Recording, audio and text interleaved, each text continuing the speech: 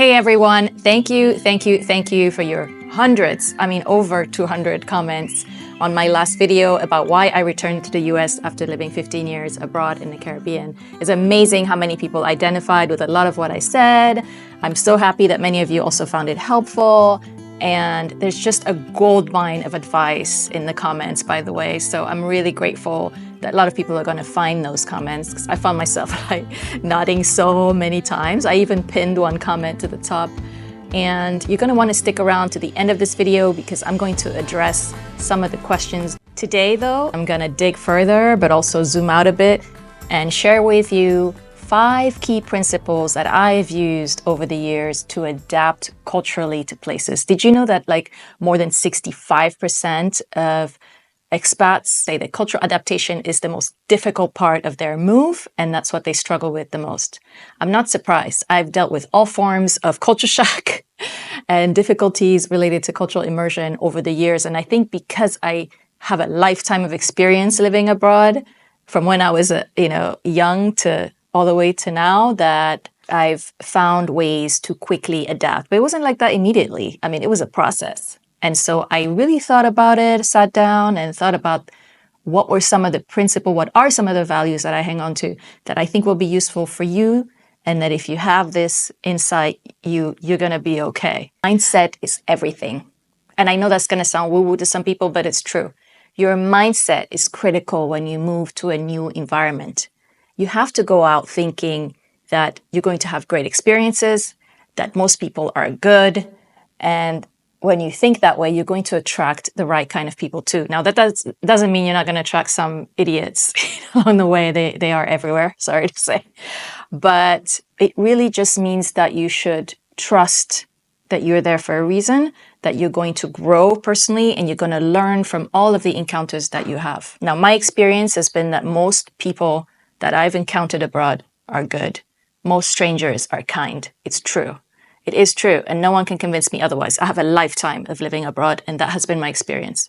I would say the bad folks are probably 1%, if that, but generally people have always been willing to help. They've always been willing to learn about me and my background, and we exchange. There's no way I could have done my work as a travel journalist, even doing these books, going all over the country, if people didn't help me. It just wouldn't happen. When I showed up in, say, the Dominican Republic, I didn't know anyone, literally knew no one. And I made so many solid friendships over the years. When I went to Belize, I didn't know anybody. First time I went, I was a tourist, a real full-time tourist. I was just there for a 1-week vacation. I had free miles on my United account, and I was like, okay, I could go to Belize or Panama, and I chose Belize. Then I was offered an opportunity a year later as a travel journalist working with the Belize Tourism Board, and I spent 3 months there. And I got to meet so many people, and so on and so forth. And every time I came back, I reconnected with the same people, met new ones, and so on and so forth. Let me give you an example. I remember one time I was on the north coast of the Dominican Republic. It was in Cabrera. It was actually very close to a very well-known attraction called Laguna Dudu. It's a beautiful lagoon where you can actually, if you're crazy enough, hop on a little zip line over the water, and then they let you go and you jump right in. I don't even know how many feet that is. But I went to check it out, and I took the bus. I went from downtown Puerto Plata, hopped on the guagua, which is the local bus, and went to Laguna Dudu. It stops right outside, so that was cool. Stopped outside, then I have to walk a little bit, 5 minutes or so into the entrance and into the attraction. Had a great day, etc. Left. And when I left, it was probably around, 4, thinking, it's going to be just as easy to catch a bus back. So I stand on the opposite side of the road, and I actually had to walk a little bit up from the entrance of the major attraction to get, to where I think the bus could stop. And I'm waiting. I wait. Oh, I see a bus on the horizon. I'm like, oh, great, it's coming.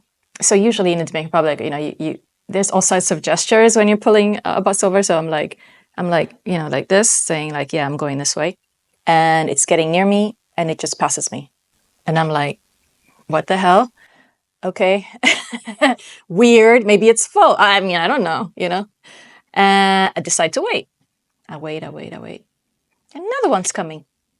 And then again, it passes me. And at this point, I'm like, not yet freaking out, but just thinking, what am I doing wrong? Am I using the wrong gesture? What's going on here? And meanwhile, there are other cars, just occasionally driving by this road. Some people even looking at me like, hey, like hollering. And I'm like, no, I don't like this. So, I mean, not in a scary way, but just annoying. Another bus is coming and I'm like, yes, okay, now, nothing. Literally, dude passes me by. And I'm like, what the hell is going on? That had never happened to me in the many months that I had been there. And I just couldn't figure it out. And I started kind of worrying because it was now 4:30, 4:45. And I'm like, this is insane. It's in the middle of nowhere. What am I going to do? Suddenly, I look in the other direction, I'm like looking around and I see this old man, this old Dominican man who is coming out of his compound kind of, and sees me. And so I cross over. I don't know, something told me to cross over and I'm like, hi, and I tell him, thankfully, I speak Spanish. So I'm like, I don't know what's going on. I tried to call the bus and I'm kind of not getting it and I'm getting lost and stuff. And he's like, oh, no te preocupes, que I'm going to take care of you. And, he said this in Spanish, obviously. Don't worry, we'll make sure that you get on the bus. And I'm like, oh, thank you. And I said, well, what were you doing? It looks like you were busy doing something. And he says, yeah, we were actually making cheese. And he's like, we make traditional cheese in these parts. And I'm like, really? He said, do you want to check it out? Now, I could have had the attitude of, never know, something could happen to me, da-da-da. But I went with my gut, and this was an old gentleman who seemed really nice, was willing to help me. And I could see that the kitchen, I could kind of see from a distance, they were making something. And I'm like, okay, sure. So we went in there, and I saw the whole cheese making process, the whole experience that I never even counted on. They gave me a little bit to try. And I tried it. I don't really like that kind of cheese, but it's very popular up there. And then he said, okay, let's go now and get you on your bus, shall we? And I'm like, yeah, okay. So relieved that I'm not alone, at least.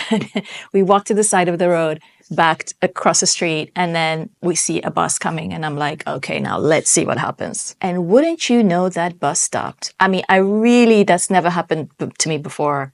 Or even after that incident. I still can't explain it. Maybe it was just some line with a bunch of machista drivers. I don't know. But it stopped. And not only did it stop, but when I got on, the old man leaned over to the driver and said, you take care of her. She's going to such and such. And the driver said, okay, no problem. And that was it. And I couldn't believe it. That experience has stayed with me for so long. I think I even wrote an article about it. But it was just an example of the kindness of strangers. And there are many, many, many instances of that. When you move abroad, you are a guest in the country that you have moved to. Until you become a citizen and you can vote and all of these things, you are a guest in that country. My best advice is always just listen. Listen to the issues. Learn, soak it up. Learn before you go and learn when you're there.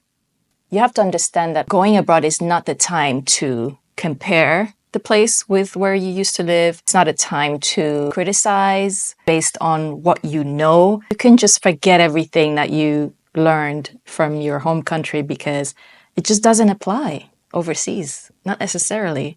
Some places are more aligned, obviously, but in many cases, you are moving abroad to soak up someone else's culture. And part of what will make you successful is to be curious. For me, it's become part of my job, but I think one of the reasons why I really ended up embracing places easily is because I was always curious. I always want to know, what's the culture?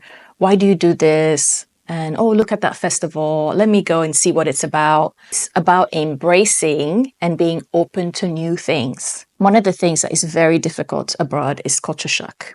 Yes, that's true. It's good to be open and curious, but that's the reality. Obviously, if you're going to Europe, that's not so much of a culture shock.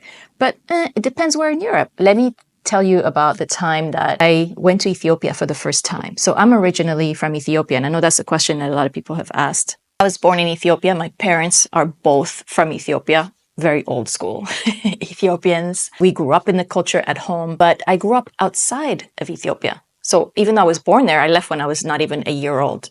And I grew up in Côte d'Ivoire, Ivory Coast, which was a French-speaking country in West Africa. So anyway, I never grew up in Ethiopia, and all I knew about it growing up was from my parents, from what we experienced at home, from their friends who lived in the Ivory Coast as well. And, you know, from reading about it, hearing stories from my parents. I never went to Ethiopia until I was already an adult. Now imagine not knowing where you come from until you're a grown adult. So I was in my early 20s, or mid 20s, when I first went to Ethiopia for the first time. So the first night I stayed at my aunt's house. She came with relatives. They picked me up from the airport. I was meeting her in person, in the flesh, my mother's sister, imagine, for the first time. At the time, lived in, you go to her house. Now she, humble home, humble neighborhood, but coming from the Ivory Coast and the city where we lived, the capital city, to Addis Ababa, the capital of Ethiopia at the time, was such a shock, because here you had a very modern city in Ivory Coast, skyscrapers. In fact, it used to be called the Little Paris of Africa. It was very advanced, you know. And then we went to Addis at the time, and it was like complete, like it seemed like chaos to me. You know, you have to understand, like, what you're used to is not what you find. So when I got there, I was like, oh my God, like, where am I? Because the streets, I mean, we were stopped at the red light and there was people everywhere. People in the streets, in between the cars. There were donkeys. Very colorful, right? But for me at the time, I was like, I was not used to that.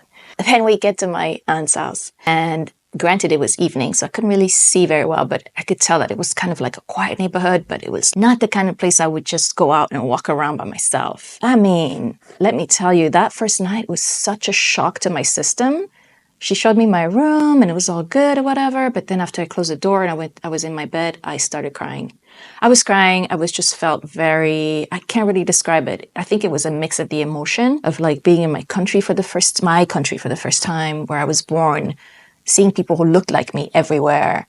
It was the neighborhood and how different it was from where I grew up. But it was like just so many contrasts, and it was all at once and a lot, and then the jet lag, and it was just like, oh my God. And I just felt very miserable that first night, and it wore off slowly. I didn't know if it was going to wear off. At first I was like, what the hell am I doing here? But then it wore off, and then I got more and more acclimated, and okay. All of this to say that culture shock is natural. Embrace it. It's okay. Know that it will pass. But the way that it will pass is when you really get curious about the place and learn about it and engage. Join activities. Some groups exist out there for new expats that make it easier for you to adapt, like internations. I remember that when I lived in Santo Domingo in the beginning, I found out about the group. I don't remember how, maybe it was on Facebook, but I was like, oh, what's this? Let me check it out. And I ended up making some really good friends from that group, some of whom I'm still in touch with today. And they are working professionals who had been assigned to work in Santo Domingo for like a season, or maybe like a year, 2 years. And they came from all over, from Latin America, from Atlanta, from like different places. And so it was like a group of young professionals. And we ended up creating a WhatsApp group, and we would try different places together. We would go on road trips together. It's like, hey guys, we're going to try this pizza place tonight. What do you guys think? Whatever. And we started exploring Santo Domingo together that way. And it was really, really great.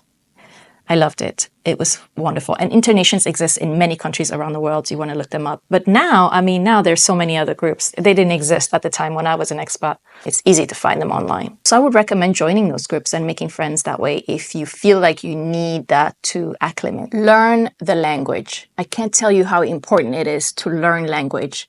So much is embodied in language, including cultural nuance, understanding.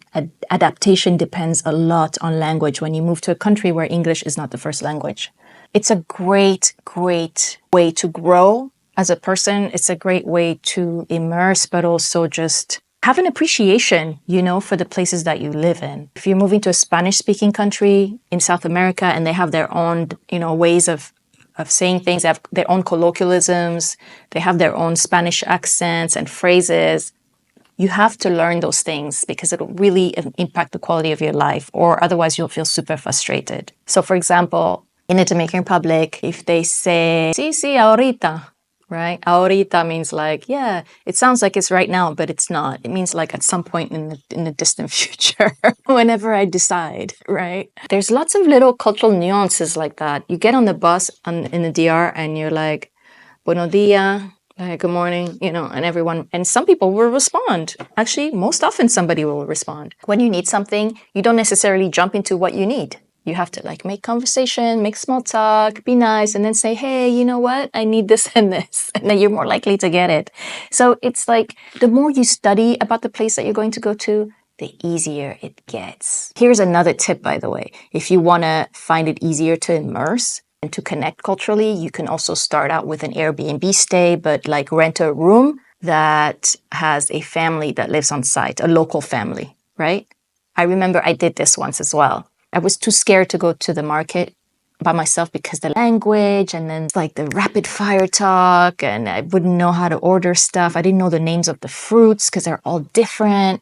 It's just a lot of things. And so I asked my host and I was like, I was wondering like, will you take me to the market with you and, show me around a little bit and stuff. She was so on board, didn't even want to be paid or anything like that. She was just doing it because she was happy that I wanted to learn about her culture. And we went together. It was one of my favorite memories. She's such a lovely mom of two. She showed me around and how to order fruits and what this fruit is and what that fruit is, almost like a food tasting tour. It was phenomenal. So I recommend doing stuff like that and asking people. Don't be afraid to ask. People love to help. Of course, use your common sense in terms of who you approach. In the Caribbean, at least, and some of the other destinations in the Global South that I've been to, including Belize, it's not so much about colorism, and it's not even so much about race. It's about class. I know that people are going to probably push back on this, but I have enough experience to know that it is true. If you don't have a car, if you don't have fancy clothes, if you don't hang at the hottest places, people who consider themselves wealthy and, special, they will not consider you. Honestly, they will not consider you. You will be ignored. I can give you an example, and this is very prominent in Latin countries. For some reason, I feel like Spanish-speaking countries have it the worst. But it's not only them. I know that that exists in Jamaica as well. Whether you're from uptown or not, people will consider you or not.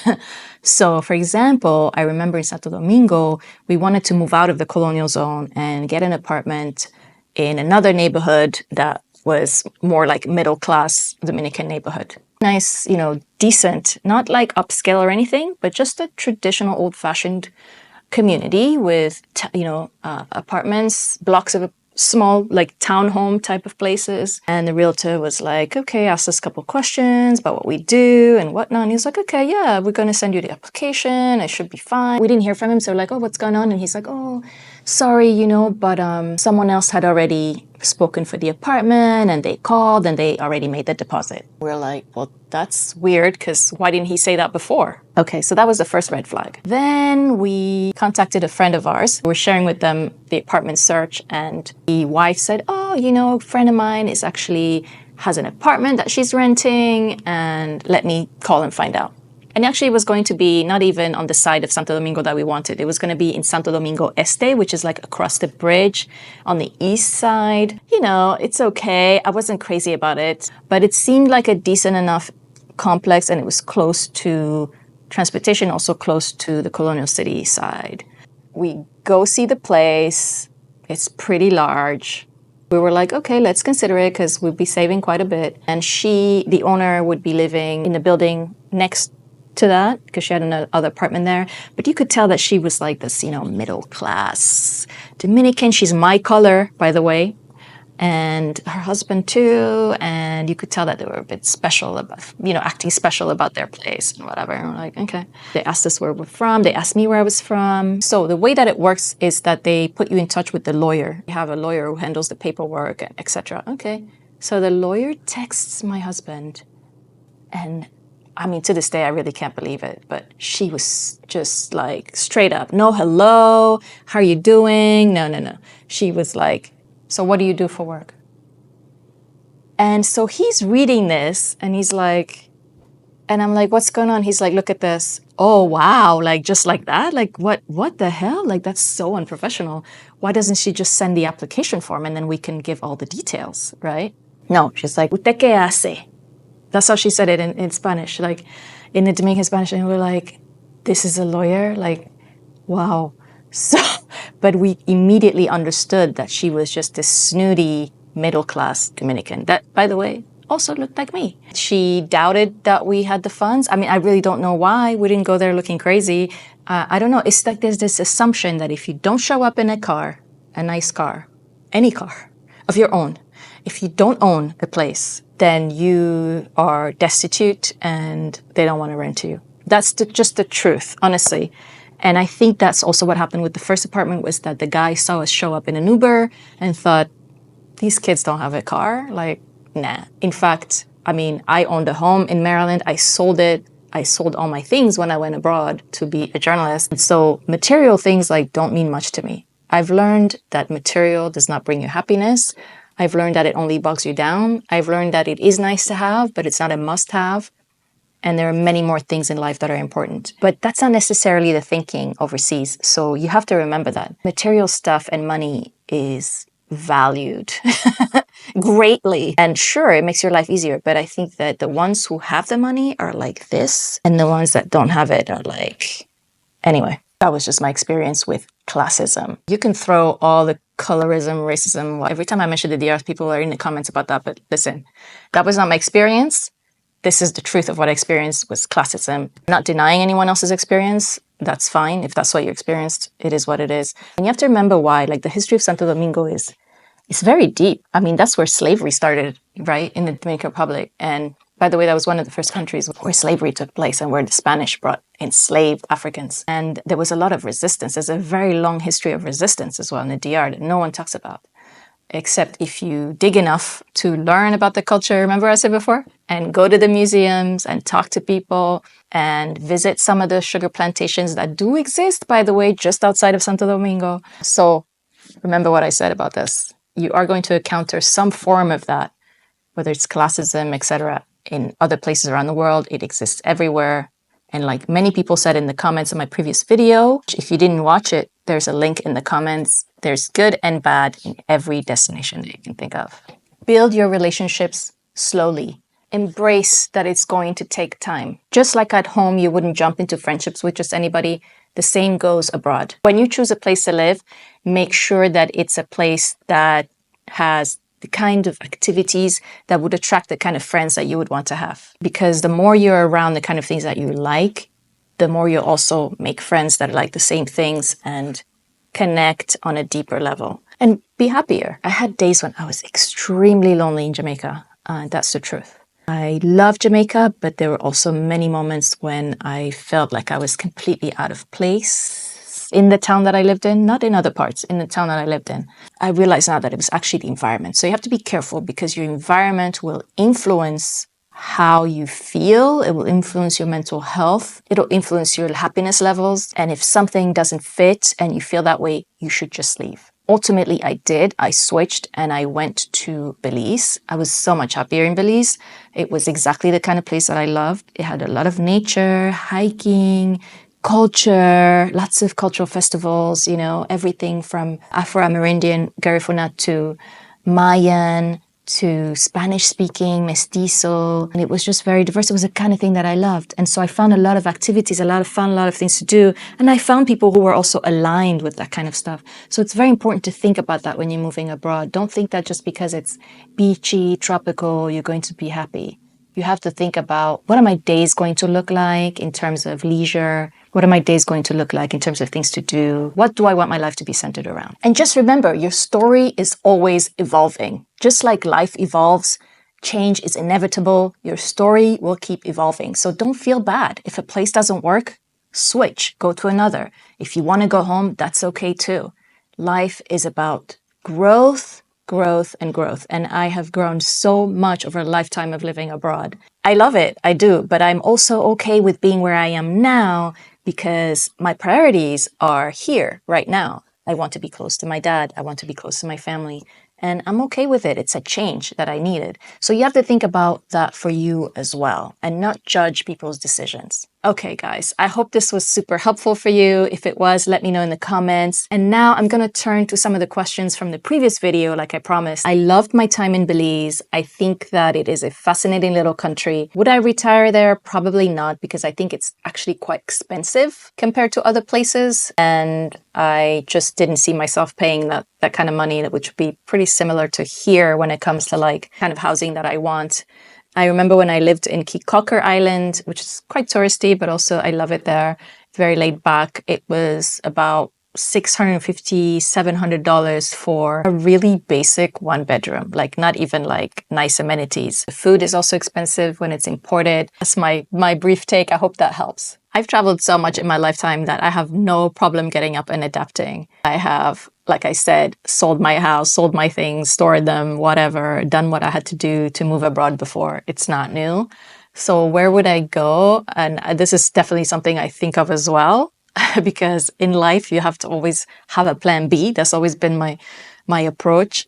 You always have to be ready for the unexpected, but I stay positive. If I do have to go, I can't imagine leaving my dad. First of all, I can't imagine abandoning my father when he's sick. Like, what kind of person would do that? That's not me. But if I were to move for some reason or another, which is an unlikely scenario at this present time, but in the future, I think I would go back to where we know, like me and my husband, we probably go back to the DR. I mean, we could literally go anywhere. In fact, you guys gave me so many ideas in the comments. Panama, why not?